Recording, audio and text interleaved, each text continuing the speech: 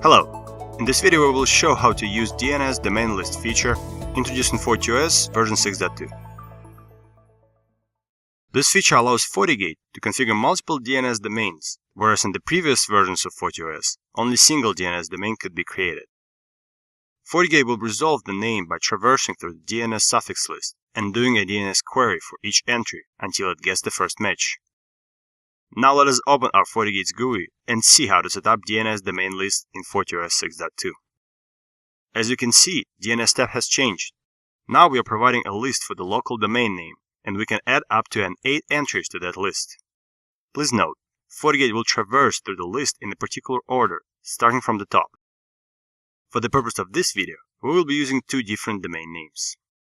If the first domain name is a match, FortiGate will stop iterating. If not, it will move to the next one and send a DNS query.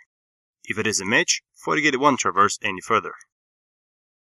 Let us now switch to the corresponding CLI commands window to see how this feature works. Please note, unlike the previous versions, now we are able to set multiple domain names.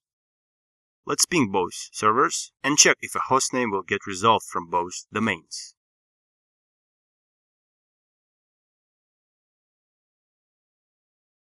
As we can see, the hostname is getting resolved from domain 1 as well as domain 2.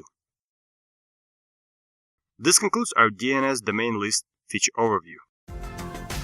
Thank you for watching, and for more technical videos, please visit video.fortinet.com.